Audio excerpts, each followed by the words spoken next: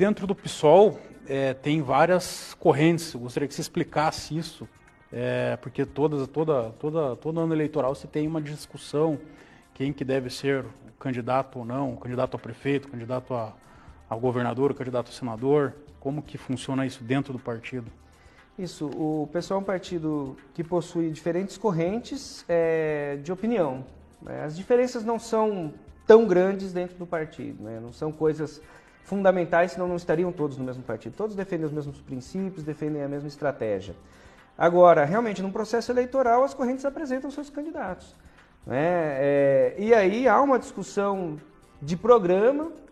Acho que o PSOL é muito importante colocar isso, né? Aqui no Paraná, por exemplo, nós fizemos uma conferência eleitoral onde nós tivemos envolvidas quase 500 pessoas no Paraná. Foram 94 delegados e que elegeram essa chapa, né? O Piva, o professor Piva como pré-candidato ao governo, eu e a Jaqueline como pré-candidatos ao Senado e o apoio à chapa Boulos-Guajajara, né? Presidentes e co-presidente da República. Então, acho que é importante, acho que torna vivo o debate, acho que é disso que nós precisamos, né? Mas, terminado a conferência, vamos todo mundo junto para as nossas campanhas e fazer campanha mesmo, porque é disso que nós estamos agora tratando, né? O momento eleitoral é um momento para nós muito importante. A população, assim como tem numa Copa do Mundo, Rafael, que aqueles que gostam e aqueles que não gostam, vão discutir futebol e vira uma confusão na internet, na política é a mesma coisa, né? Quando chega o momento eleitoral, no ônibus, na farmácia, na padaria, na escola, está todo mundo falando dos candidatos. Então é importante a gente estar nesse momento discutindo junto com a população uma saída, uma alternativa, diante de tudo isso que a gente está vendo como um desastre na política brasileira, uma real crise de representatividade que nós estamos passando, nós estamos apresentando uma proposta. Agora, dentro dessa discussão que nós temos sempre nas eleições de 2 em 2 anos, né? Que a gente não tem unificado isso ainda, você não entende que essa alteração na legislação eleitoral, com a redução do tempo de campanha, não prejudica, digamos, candidaturas novas? Concordo. Que essas plenamente. candidaturas sejam competitivas? Prejudicou e muito. Para nós, que somos um partido ideológico, queremos fazer debate com a população, prejudicou e muito. Por quê? Primeiro porque não mexeu onde deveria. Quando fala que o financiamento de campanha não pode ser mais feito pela empresa, mas vai ser feito por uma pessoa física, você apenas troca o CNPJ pelo CPF. O dono de uma grande empresa vai poder jogar rios de dinheiro numa candidatura. E depois é ele que vai mandar nessa candidatura, porque quem paga a banda escolhe a música, né? Então, nisso não mexeu. Então, nós não teremos a mesma quantidade de recursos para poder aparecer para a população. Isso é uma primeira questão. A segunda questão é que também não se modificaram as formas de tempo de TV, né? Até diminuiu, na verdade. Até diminuiu, porque agora nós teremos 45 dias. Né? E aqueles grandes nomes, seja por famílias que estão aí na política há muito tempo, ou mesmo por campo econômico de poder, eles vão ter maior possibilidade de se reeleger. Então, para nós, o que deveria ser feito era que a campanha fosse, os candidatos tivessem o mesmo tempo de TV para poder apresentar as propostas e o mesmo valor, pudesse investir, e que não fosse tão alto, milionário como ocorre. Porque, Rafael, é um direito da população poder ter acesso a todas as pré-candidaturas para que ela possa escolher a melhor, e não ser induzida ao erro como vem acontecendo na política tradicional. E o que você, como pré-candidato ao Senado, se eleito, vai discutir isso lá no Congresso? O que você propõe em termos de reforma política? Então, a primeira questão que eu acho fundamental é a democratização eleitoral. Hoje, quando as pessoas falam assim, as eleições são os jogos de cartas marcadas, elas têm razão, infelizmente. Muitas vezes perguntam, mas por que vocês participam então? Foi aquilo que eu te disse, né? O debate político no país vai à flor da pele. Então nós entramos ali para participar. Numa corrida de 100 metros, onde tem uma barreira a cada 5 metros para nós e os outros podem ir de moto, inclusive, né, os grandes. A gente é muito prejudicado nesse processo.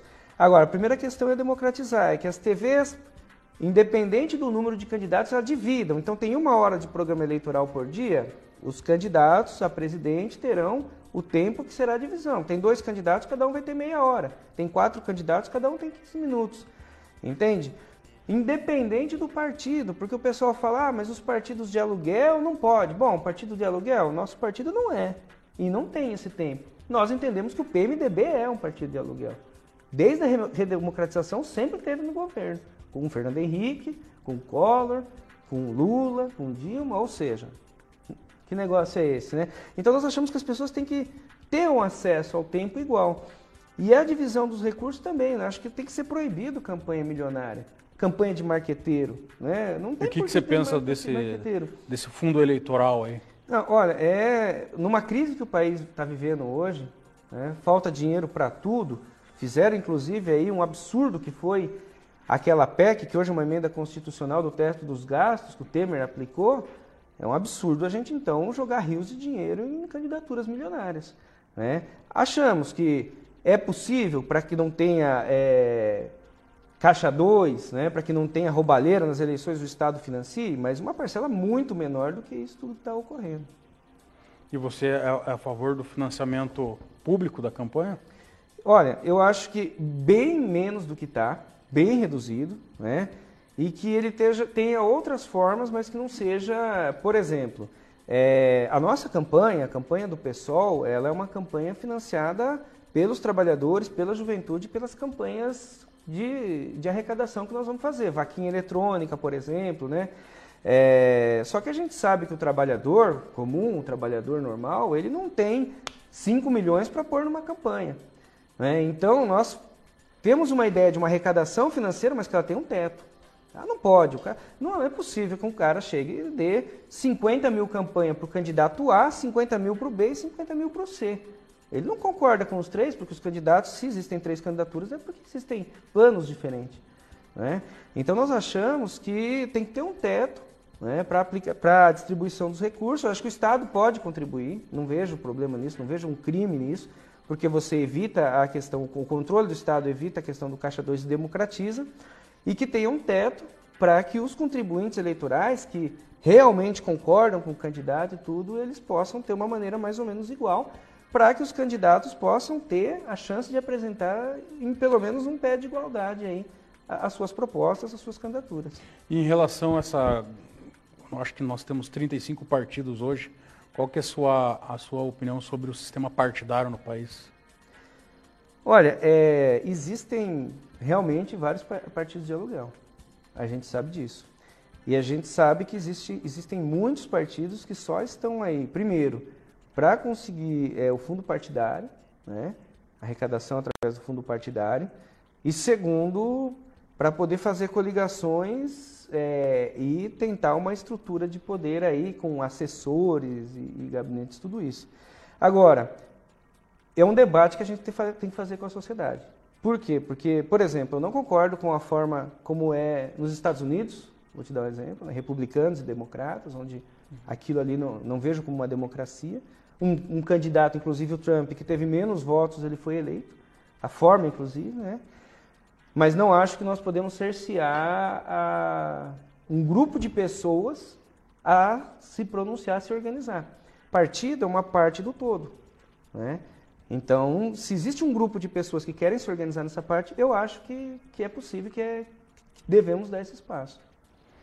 E dentro da crise política que nós estamos vivenciando hoje, você estava falando da questão do golpe, tal, do impeachment da ex-presidente Dilma, o que você acha que é necessário para o país vencer essa crise? Olha só, aí a gente entra num debate de fundo, né, um debate importante.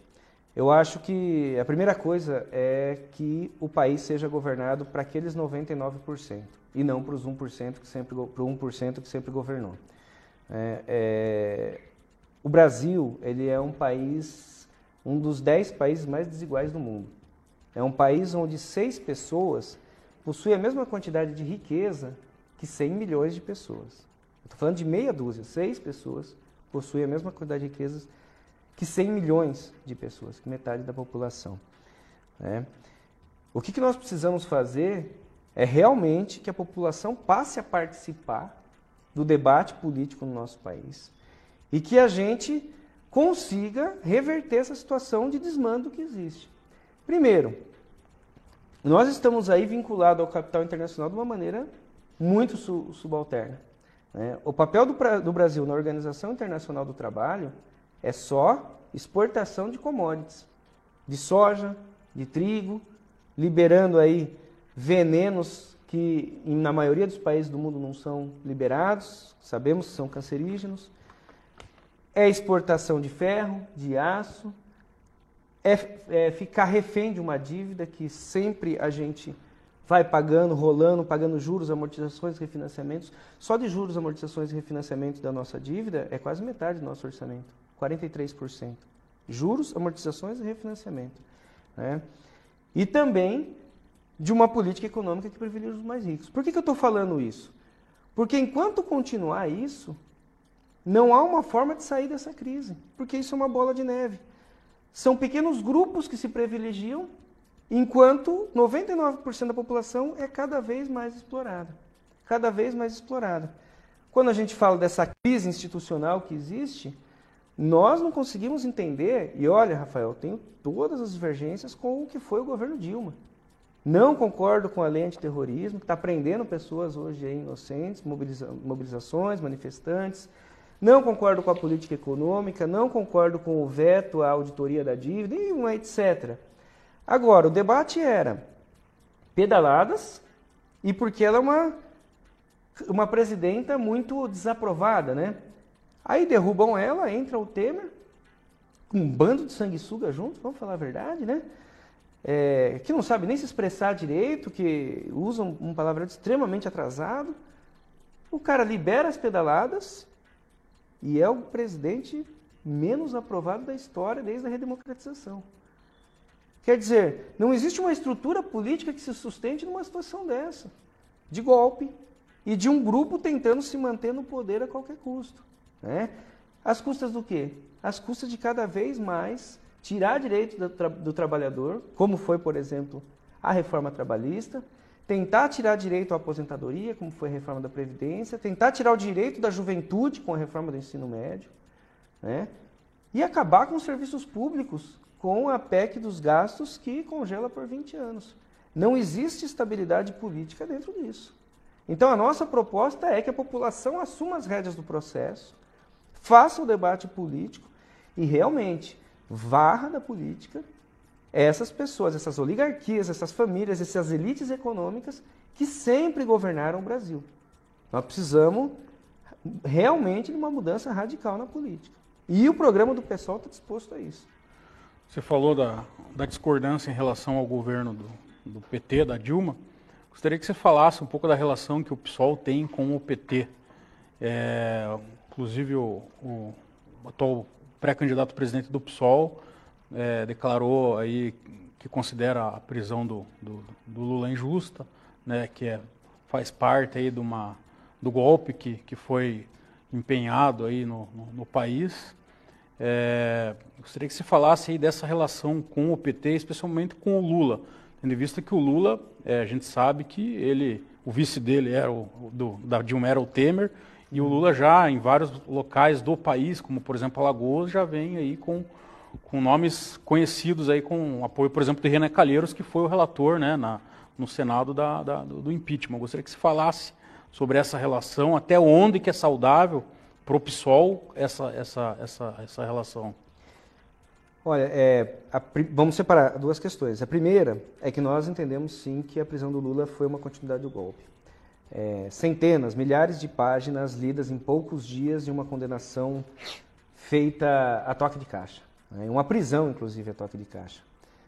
De outra maneira, nós vemos aí todas as acusações referentes a Beto Richa, desvio de dinheiro de construção de escola, a Operação Publicano, Aécio Neves, inclusive falas, gravações no telefone, né, gravíssimas, gravíssimas. Helicóptero de cocaína aí de senador caindo, né? O próprio Temer, ninguém vai preso. Então, para nós, nosso entendimento, a Lava Jato é um projeto de poder. É tirar o cara que está em primeiro lugar nas pesquisas para poder garantir um projeto de poder. Não estão conseguindo emplacar. Estão criando um problema, que é o Bolsonaro. Um problema sério, inclusive. Isso é uma coisa. A outra coisa é o caminho que o PT trilhou. né? Desde Lula. O Lula, na primeira eleição que ele ganhou, ele já escolheu José de Alencar como seu vice.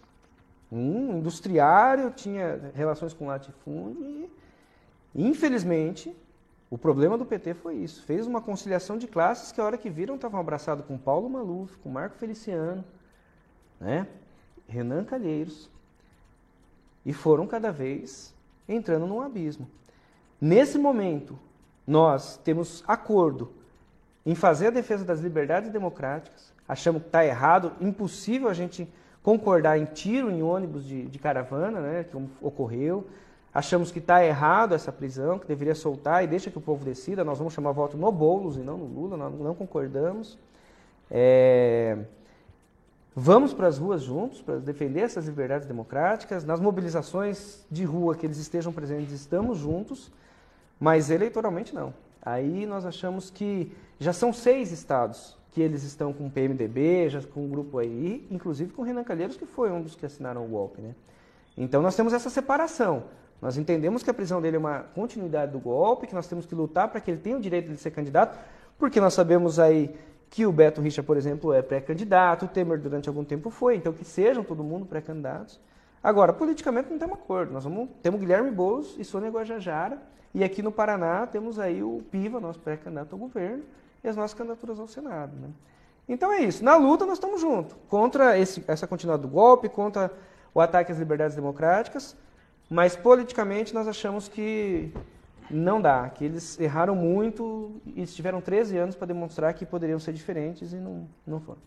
E o PT, na sua opinião, para o país hoje, a retomada do poder pelo PT, você considera, vamos classificar de forma mais fácil, positivo ou negativo? Só seria positivo se eles não fizessem essas alianças que eles já estão fazendo. Não adianta, é aquilo. Se você erra uma vez, você tem o direito de tentar corrigir esse erro. Mas o PT foi governo 1, 2, 3, 4. E cada vez mais aprofundou aquilo que a gente entende sendo erro. Então nós achamos que não adianta a gente escolher o mal menor. Nós já fizemos isso há muito tempo. Claro, entre Bolsonaro e Lula, é óbvio, né, que a gente seria importante discutir o mal menor, mas agora não, nós estamos num primeiro turno onde nós temos uma candidatura que mostra realmente aquilo que o PT deveria ter feito quando começou o debate da construção do partido, que constrói um partido forte de trabalhadores e logo em seguida começa a desvirtuar. E que, infelizmente, em 2003 foi, para nós, o final do ciclo do PT. O PSOL ele surge quando Lula entra no governo e faz a reforma da Previdência, que hoje nós criticamos o Temer, né? E aí surge o PSOL. Então nós temos uma alternativa diferente, nós temos uma expectativa diferenciada de manter um governo que, se a gente consiga chegar lá, em primeiro lugar, não existe para nós conciliação de classes. São diferentes. Uns querem o couro do outro. A burguesia ela quer explorar o trabalhador, quer que trabalhe cada vez mais para ele possa andar de jatinho, para que ele possa ter seu iate. É isso que eles fazem com a gente, com nós trabalhadores. Então nós achamos que essa conciliação ela não existe, ela não pode ocorrer. E foi isso um dos principais erros do PT. E não pode abandonar aquele programa. Por exemplo, nós sabemos, não sei se vamos entrar nesse debate, mas para nós a Previdência ela é superavitária. Sobre a Previdência, tem uma pergunta, para aproveitar já o gancho da reforma da Previdência, sobre o tema Previdência no país. Vou pedir para a Isis ler uma pergunta que chegou aqui para o programa. Boa noite. Então, vou ler a pergunta da Paula, que é professora da Rede Estadual de Ensino de Pinhais, aqui, região metropolitana de Curitiba. Então, a pergunta dela é: qual o posicionamento do candidato, né, do Rodrigo Tomazini, sobre a reforma da Previdência? Então, a reforma da Previdência do Temer, completamente contrário, sabe? E a população é contrária também. As pesquisas mostraram, por mais propaganda que eles fizeram, eles não conseguiram convencer, porque é um absurdo. É isso que eu estava falando. Olha só, a Previdência nós entendemos como um tripé de arrecadação. E nesse tripé, ela é superavitária. Ela não é deficitária, sabe? Agora, nós poderíamos começar com o fim da DRU, desvinculação de receitas da União. Hoje, você pode pegar do dinheiro que vem para a Previdência e desviar 30% para dívida ou para qualquer outra coisa que a gente nem sabe às vezes para onde vai. Então, você acha um bode no meio da sala, que é a expressão que a gente costuma usar, né? Para quê? Para poder as empresas de previdência privada ganhar mais dinheiro, os bancos ganharem mais dinheiro e o trabalhador trabalhar até morrer. Nós estamos trabalhando em escola, eu sou da educação, nós vemos colegas morrendo com 58, com 57, né? Isso na escola. Imagine nos setores aí que é mais exigido aí no trabalho, principalmente o esforço físico. Então, se nós temos uma previdência que é o nosso veículo, não é o nosso, não é o meu candidato, não é o do Rodrigo Tomazini, a própria CPI do Senado, da Previdência, que foi feita pelo Paulo Paim, presidida por ele, mostrou isso, que ela é superavitária. Agora, constrói-se um discurso para dizer que não. Depois constrói outro discurso e, infelizmente, o governo Fernando Henrique fez a reforma, o governo do PT fez, o governo Temer quis fazer e não conseguiu. Mas fez uma reforma trabalhista que retira uma série de direitos dos trabalhadores. Sobre a reforma trabalhista, tem mais uma pergunta também da professora Paula. Vou pedir para a Isis fazer a leitura. Então, mais uma pergunta da professora Paula, da Rede Estadual de Ensino de Pinhais, que é: o candidato Rodrigo Tomazini compartilha da mesma opinião do candidato à presidência Guilherme Boulos, do PSOL, sobre revogação da reforma trabalhista? Por quê? Isso é um papel que é um compromisso que eu assumo no Senado, de votar pela revogação da reforma trabalhista, de votar pela revogação da PEC do teto dos gastos, a emenda constitucional 55. Né? Em relação à reforma trabalhista, ela faz uma série de ataques a direitos históricos conquistados pelos trabalhadores na CLT. Aquela questão do negociado valer sobre o legislado é um absurdo. Por quê? Porque nós sabemos que dentro de uma empresa, num período de crise, o patrão vai chegar para o trabalhador e vai falar assim: olha, se você não quiser, tem uma fila de pessoas lá fora que quer o seu emprego, sabe? A questão da jornada intermitente é um absurdo isso daí. É um absurdo. Por quê? Porque você tem a aprovação da lei das terceirizações, né? Então você perde estabilidade, você não sabe se você vai estar no mesmo emprego amanhã, você não sabe se você vai ter um salário corrido, entende? Vamos supor que você, Rafael, como entrevistador, da noite para o dia, a TV Transamérica só pague as horas que você esteve entrevistando alguém. É isso que está colocado, né? Então, aquele direito de jornada de 8 horas, estabilidade, 13º, férias, tudo isso foi retirado. E, infelizmente, não podemos estar juntos com aqueles que compactuam com isso. Essa é a nossa divergência em relação ao PT. Nós achamos que seria muito bom se eles rompessem com tudo isso. Falassem: não estamos mais e vamos fazer um governo sem eles. Só com os trabalhadores, só com a juventude pobre. Só para os 99% que trabalham e não daquele 1% que só vivem do trabalho das outras pessoas. Não estão. Por isso a gente apresenta essa alternativa. Sobre essa questão da esquerda, tem uma pergunta muito bem elaborada pelo Leonardo Rocha, que ele mandou para mim aqui. Ele é cientista político da Universidade Federal do Paraná. Eu vou pedir para a Isis fazer a leitura dessa pergunta. Então, aqui a pergunta do cientista político Leonardo Rocha, da Universidade Federal do Paraná. Uma das principais discussões nos momentos que precedem o pleito eletivo desse ano diz respeito a uma possível união entre movimentos e partidos de esquerda. Entre os fatores que dificultam essa unidade estão as divergências propriamente ideológicas, embates nos campos sindical e estudantil e as diferentes lógicas eleitorais entre os estados da federação. Como o senhor observa essa questão e como essa eventual unidade caminha no Paraná? Complementando, entra nessa questão aqui no Paraná que nós temos o PT que vai para um lado, parece que o PSOL acho que só está alinhado com com o PCB, Isso. o PSTU eu não sei qual que é o pronunciamento deles. Não sabemos ainda. Estamos procurando para ver se faz, mas ainda não sabemos. E a nível nacional nós temos várias candidaturas aí. Eu não sei se você considera esquerda PCdoB ou não, né? Porque tem aquela corrente de quem é da esquerda de raiz mesmo considera que o PCdoB não é de esquerda, né?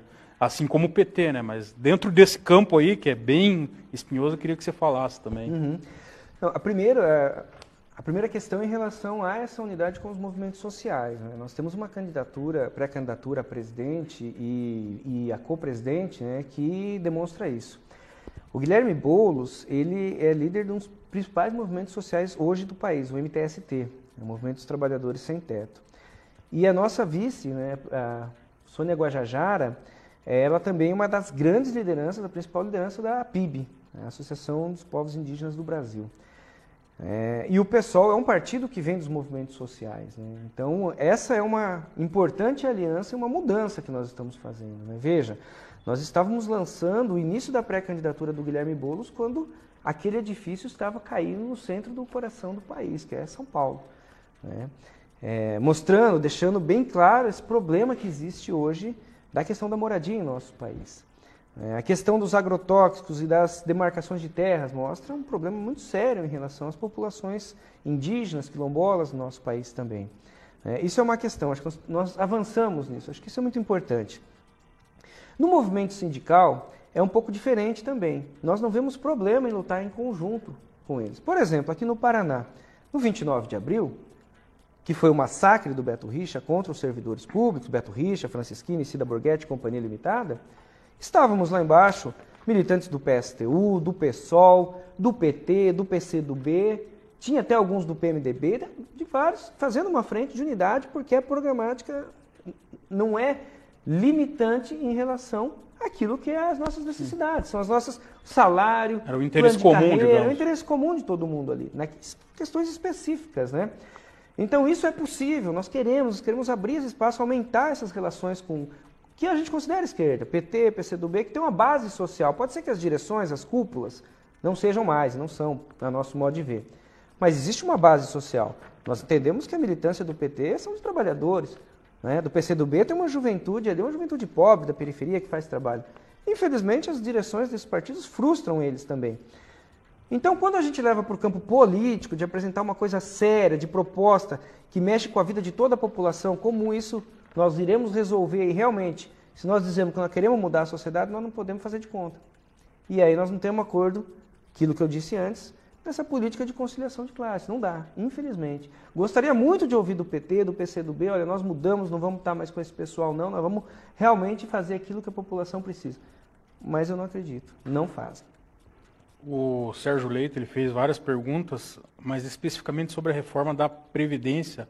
Ele quer saber qual a melhor forma de sanar os problemas previdenciários no país. Olha só, a primeira questão, eu acho, que nós devemos fazer é isso, é estancar essa sangria da DRU, desvinculação de receitas da União. Esse é um primeiro passo. O segundo passo que eu acho que nós devemos fazer é cobrar aqueles que devem para a Previdência. Nós temos aí, são 500 bilhões quase, inclusive a JBS. A JBS que anda distribuindo dinheiro para todas as candidaturas, todas não, mas muitas candidaturas aí, ela é o terceiro ou quarto principal devedor da Previdência, né? Claro, teve muitas empresas que já faliram, são massas falidas, não tem como recuperar. Mas nós temos um estudo aí que 40% a 50% disso nós recuperamos. Então, ou seja, nós conseguimos aí tirar ainda daí uns 300 bilhões, né? Então, desvinculação de receita da União, cobrança de realmente daqueles que devem a Previdência. Levar em consideração o tripé de funcionamento da Previdência de arrecadação, né? Porque a gente não precisa ir muito longe, é só pegar o relatório da CPI da Previdência do Senado, né?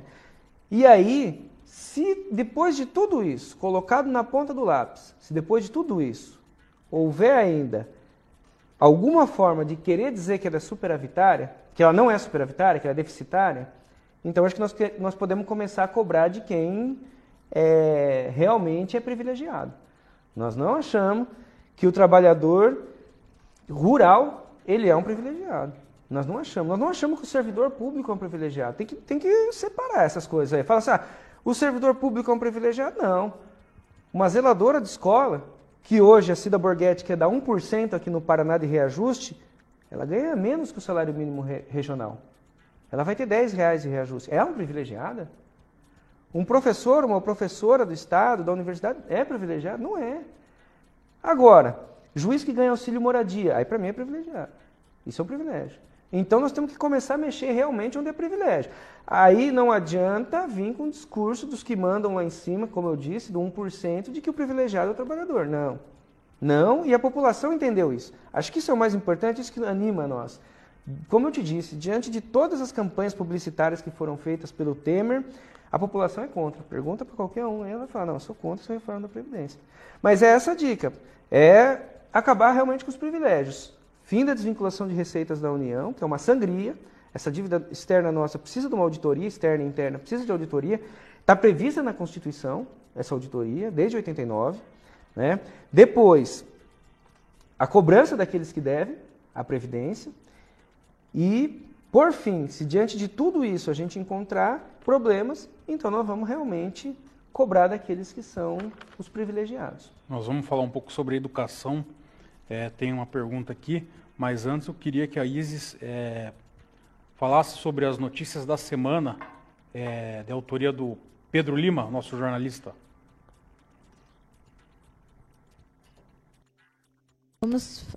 Boa noite. Então vamos falar sobre as notícias da semana do jornalista Pedro Lima. Então a primeira é sobre a pedreira Paulo Leminski.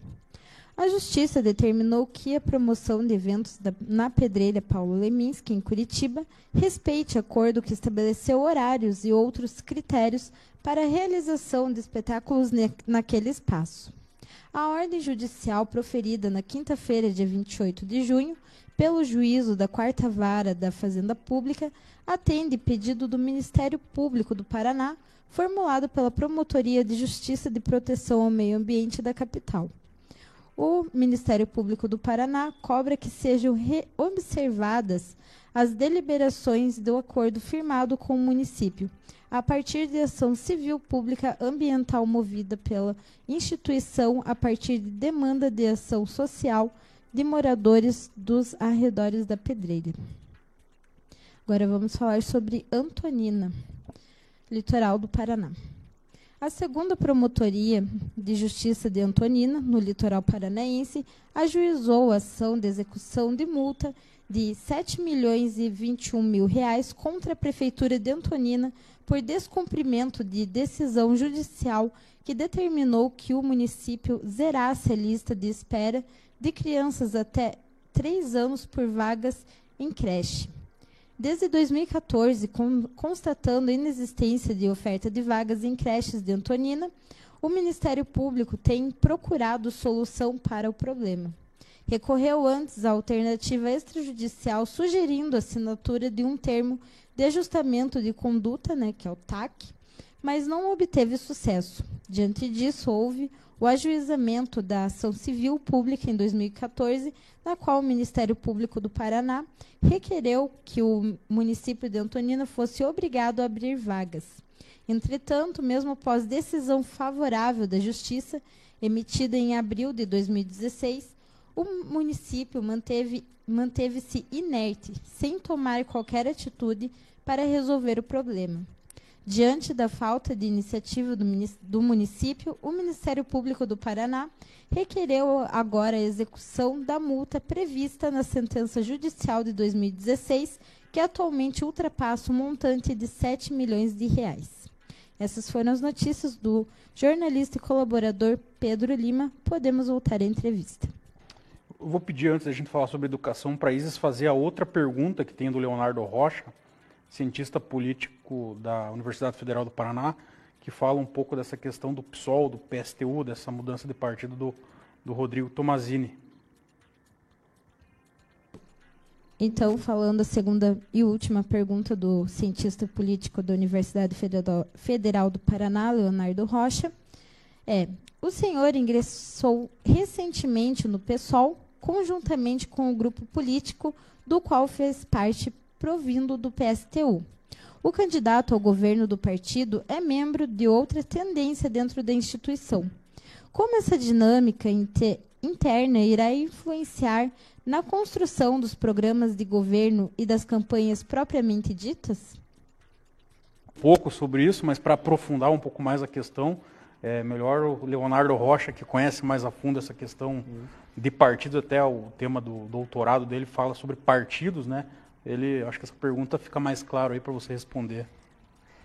Como eu disse, Rafael, é muito rico o debate, né? A gente se dá muito bem, tanto é que o professor Piva, pré-candidato ao governo, está aqui comigo, eu vim na entrevista dele acompanhando ele veio aqui, é um prazer ter ele aqui, né? E isso daí nós vamos aprofundar agora nesse momento junto com a população, né? Nós já temos aí agendado para dia 22 à tarde e dia 23, manhã e tarde, um seminário sobre 4 temas, a questão negras e negros, a questão LGBT, a questão das mulheres e a questão da educação, né, para debater programa. E depois nós temos aí já uma série de debates, seminários em várias cidades do estado. Acessibilidade, né, a questão da saúde pública, política econômica, ou seja, uma série, segurança, descriminalização das drogas, reforma tributária, que são temas que para nós são muito importantes. E nesses temas nós temos algumas diferenças, mas o mais importante é que aquilo que nos une é o que é necessário para levar para a população debater sobre como realmente mudar essa nossa sociedade, como realmente acabar com essa crise de representatividade. Hoje nós temos se você pega qualquer pesquisa aí para presidente, somando brancos e nulos e abstenções, vai dar metade do eleitorado praticamente, né? Então, nós queremos realmente fazer com que a população venha debater política conosco e essa interferência, essa intervenção de posições, às vezes, diferentes entre as diferentes correntes do partido, para nós é importante, né? Para que faça um debate amplo, claro, fraterno, respeitoso, democrático e que envolva a população, que faça a juventude ter o gosto pela política, não a politicagem que tem lá em Brasília, mas a política que move nossas vidas, que se a gente está nessa situação é por culpa da política e nós podemos mudar isso. E a gente entende que, diferente inclusive, né, de quando era o PSTU, que era um partido de uma corrente só, né, não era um partido de correntes, acho que foi isso que ele quis dizer, né? Nós no PSOL temos essas diferenças, mas que nós fazemos um debate bastante franco, bastante aberto, e aí, terminado o debate, se precisar colocar alguma coisa em votação, a gente vota, porque a maioria decide, e aquilo que a gente decidiu, a gente vai para as ruas levar para a população aquela que é a nossa proposta. Tanto para segurança, saúde, educação, moradia, política em geral, porque a gente acredita que é assim que a gente vai conseguir retomar a política em nosso país. Não é uma política com um candidato que sai xingando, que sai esbravejando, mas que não tem coragem de participar de um debate, como por exemplo o Bolsonaro. Não, nós queremos envolver a população, colocar a cara a tapa. Se tiver errado na proposta, nós vamos debater e vamos mudar, mas nós entendemos que a participação popular ela é fundamental. E mais que isso, as divergências são fundamentais para que a gente chegue a uma posição comum. E acho que isso daí ajuda essas diferentes correntes dentro do PSOL. Na área da educação, um assunto que eu sempre pergunto para todos os pré-candidatos é a questão da escola sem partido. Qual que é a sua opinião? É um absurdo, é um absurdo. Primeiro, que hoje já existe uma... Ela não está legal, ela não é legal, está uma discussão no Supremo, inclusive, mas hoje ela já é aplicada, né? E nós já estamos observando aí o terrorismo que é feito dentro da escola por conta dessa aplicação ilegal que já se faz. Nós temos aí colegas de trabalho, inclusive estamos fazendo uma campanha aqui pela PP Sindicato do Núcleo de Curitiba Norte, de pessoas que estão, professoras, funcionários, que estão ficando 15 dias, um mês, sem salário, né? Então você faz uma inquisição, você faz umas pergunta, e querem culpabilizar o fracasso da educação, que infelizmente nós temos que reconhecer, não é nosso, mas é dos governos, e querem passar a culpa para a gente. Então, o que eles querem fazer, na verdade, não é a escola sem partido, é a escola do partido único, é a escola da intolerância, é a escola que você não pode debater diferenças. Não, nós queremos inverter, nós queremos que a escola seja um espaço em que a própria população possa se sentir à vontade, que os pais possam participar dos debates. O nosso país, infelizmente, Rafael, A colocação para nós hoje, como eu te disse, no mercado internacional do trabalho, é só exportar commodities, não é produzir tecnologia, não é fazer pesquisa científica, investir na universidade, investir no conhecimento. E, infelizmente, querem trazer o conhecimento de português e matemática dentro da escola e o resto do debate que deve ser feito fica para os círculos de poder, né? Na verdade, em poucas palavras, a elite está percebendo que a escola é um local de debate, é um local que está pondo eles contra a parede. Eu fui a favor, não participei, porque eu não sou estudante, mas eu fui a favor das ocupações das escolas. Olha o que é essa reforma do ensino médio. É um absurdo para nós, né? Então eles querem dizer que tem doutrina dentro da escola? Não, não tem. Não tem doutrina. Inclusive nós podemos ajudar nisso. Ah, vocês querem que meu filho seja gay ou não? Não, mas o debate da educação sexual é muito importante. Os estupros de crianças muitas vezes estão em casa. E nós não vamos debater, as crianças vão dizer para quem que elas estão sendo violentadas, sabe? Então é um absurdo querer colocar cartaz, querer colocar um clima de terror dentro da escola onde os professores, professoras, funcionários não possam mais emitir opinião. Que bom que isso, por enquanto, está barrado na justiça, né? Outra questão, algumas questões pontuais aí, desarmamento. Olha, eu não acho que armar resolve, né? Não vejo isso. Eu acho que a questão de segurança pública, ela não passa por armar a população. Nós observamos aí o que ocorre nos Estados Unidos, por exemplo, esse monte de chacina dentro das escolas aí. A questão da segurança pública é um problema social. Ela é um problema que envolve geração de emprego, envolve educação para todos e educação em tempo integral de qualidade, né?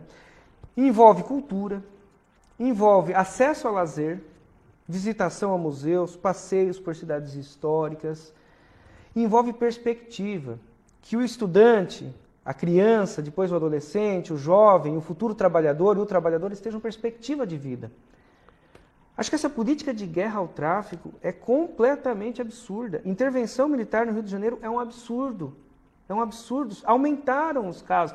Violência não se resolve com mais violência. A violência gera violência. Um tema muito caro para nós, mas que nós temos que ter coragem de debater é a descriminalização das drogas, a começar pela maconha. Começando pelo uso medicinal, não é possível que o Brasil ainda tenha entrave ao uso medicinal. Temos que começar esse debate. Por quê? Porque quem está morrendo na favela não é aquele traficante que está andando de helicóptero ali. É o menininho que sai da escola porque ele quer arrecadar uns trocados, inclusive para ajudar em casa. E como aviãozinho ele vai fazer isso. Só existem mortes porque existe essa guerra entre o tráfico e a polícia. E aí a polícia matando a população matando a polícia. Agora, só existe o traficante porque a droga é proibida. Tratar isso como saúde pública, não caso de polícia. E com regulamentação do Estado, a venda a ser feita pelo Estado, com um tratamento de saúde para isso, certo? Com perspectivas para isso. Nós sabemos que muita gente da burguesia usa droga e está até hoje muito bem nos seus trabalhos porque tem perspectiva. É um assunto caro, difícil, muita gente nos ataca. Mas nós podemos mostrar num debate só sobre isso, nesse tema, os números dos países que conseguiram avançar nesse tema. O outro tema polêmico, o aborto. Nós também defendemos a descriminalização. Isso não significa que a gente vai sair falando para todo mundo você tem que abortar. O Uruguai é um exemplo muito importante disso. O Uruguai, com a descriminalização do aborto, olha só, com a descriminalização do aborto, que eu estou falando, houve uma diminuição no número de mortes, né? Porque o que nós estamos observando é isso. O aborto hoje, as mulheres, infelizmente, quando chegam numa situação extrema, elas vão acabar fazendo. E vão morrer. Então, se nós pudermos fazer, primeiro, junto a isso, não é só você falar assim, ele quer matar a criancinha. Então, não tem nada a ver com isso. O que nós queremos é evitar mortes. Então, isso tem a ver com Escola Sem Partido. Uma campanha muito forte nas escolas de educação sexual. Prevenir, né? De contraceptivos, distribuição de contraceptivos, né? Prevenir para não engravidar. E se engravidar, um acompanhamento psicológico o mais inicial possível, caso haja essa necessidade. mas nós estamos regredindo. Hoje, pela discussão que está tendo, uma mulher estuprada ainda vai ter que ter o filho reconhecido pelo estuprador. Isso é um absurdo, né? Infelizmente, o Brasil está vendo países como Irlanda, como Uruguai, avançar nesse debate, a própria Argentina agora, e a gente retrocedendo. Não dá. Em relação a... Vamos falar então um pouquinho do governo do Estado. Primeiro, eu gostaria que você fizesse uma avaliação aí sobre esses quase 8 anos de governo Beto Richa e a Cida continuação, e você fizesse uma comparação dos 8 do Requião. Vamos completar quase 16 anos. Qual que é a sua avaliação geral aí? Olha, para mim, Richa e Cida é o mesmo governo. Tá? É a continuidade do mesmo governo, não muda nada. Tanto é que a Cida continua e avançou nas perseguições em relação aos professores da rede pública. Para nós, oferecer 0% e 1% de reajuste é a mesma coisa. Como eu disse, 1% de reajuste é R$ 9,00 no salário de uma agente 1. R$ 9,00. O que a gente faz com R$ 9,00? 2 passagens de ônibus. Né? Então, para nós, é o mesmo governo. E esses 8 anos de governo Beto Richa foram um desastre, né? Principalmente o segundo mandato, quando ele vai para os programas de TV, nos debates e fala, o melhor está por vir. Realmente, na forma como eles pensam, o melhor para aqueles que estão próximos a eles, aqueles que financiam a campanha deles, para depois eles poderem cobrar a conta com essas ações. Foram mais de 90 mil produtos em que aumentou o ICMS. Isso daí quer dizer que a população teve que pagar mais por esses produtos. Né? Os amigos dele que financiam as campanhas dele continuaram lucrando, mas as pessoas, o trabalhador comum, nós tivemos que pagar mais que isso. Um ataque brutal aos serviços públicos, né? Com campanhas, inclusive, colocando salários que nem são os salários da maioria dos servidores públicos. Né? Um desrespeito aos planos de carreira, um desrespeito, por exemplo, à hora-atividade da professora, do professor, que deveria ser de 2/3, de 1/3, 2/3 em sala, né? E mais. E aí, imperdoável. A forma como ele quis impor aquele pacotaço de maldades que culminou no massacre em praça pública no 29 de abril.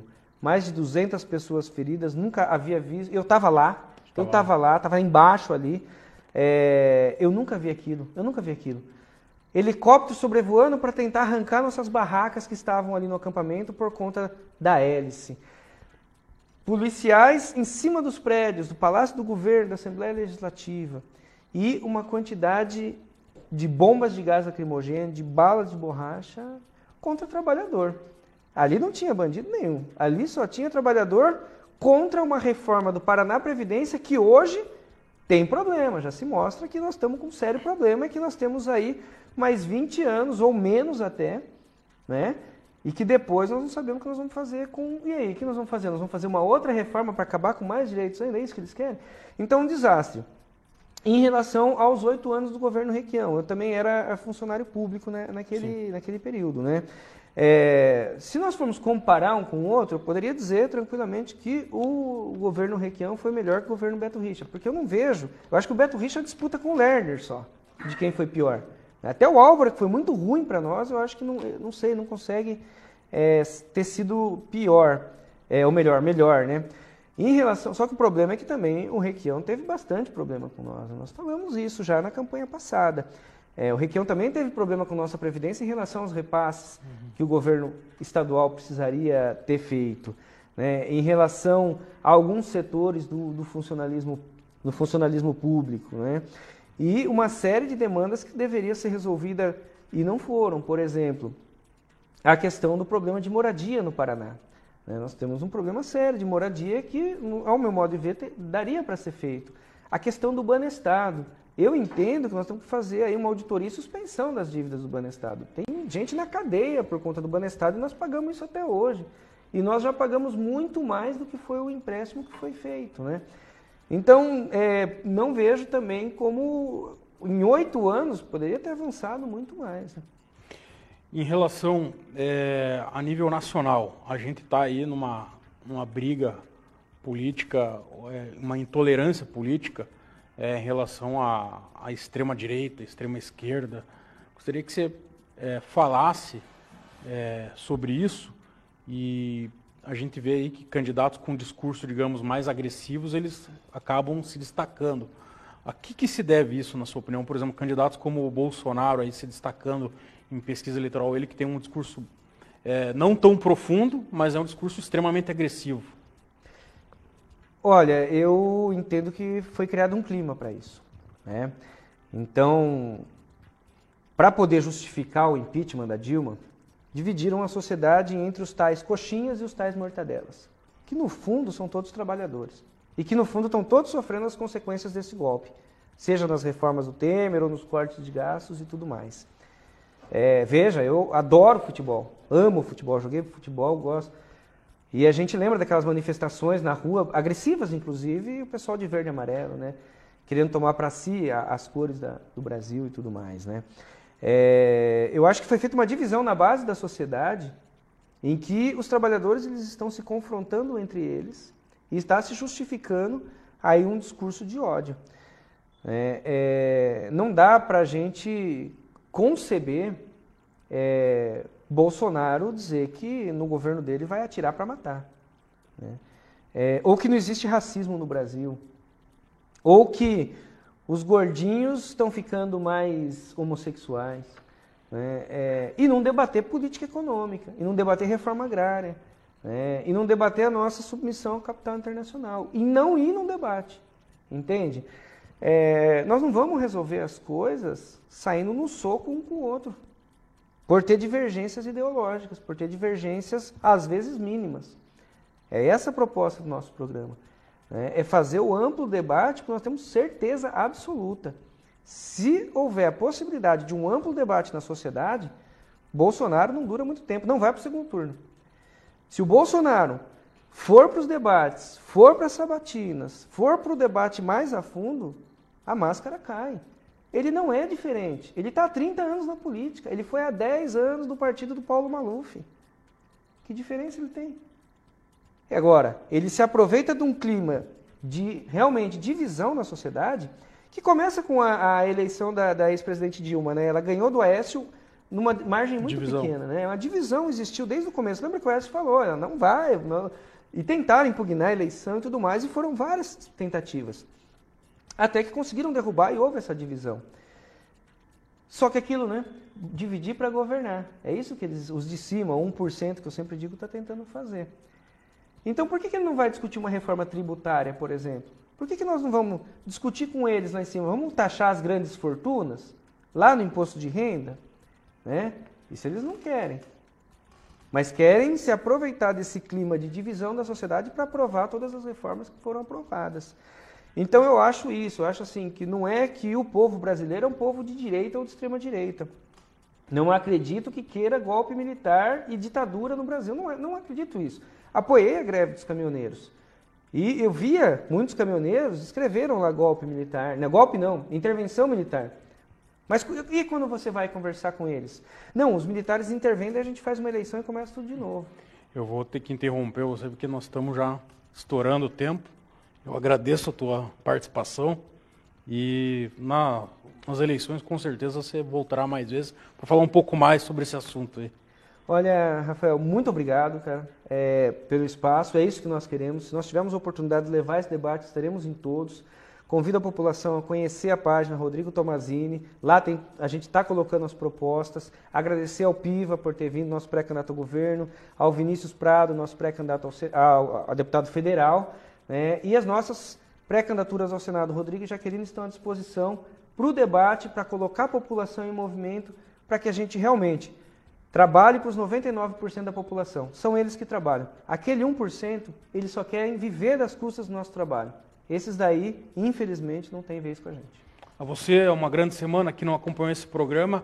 Na sexta-feira, às 18 horas, terá seu reprise e na segunda que vem estaremos ao vivo aqui com a pré-candidata ao Senado do PSOL, Jaqueline Parmigiani.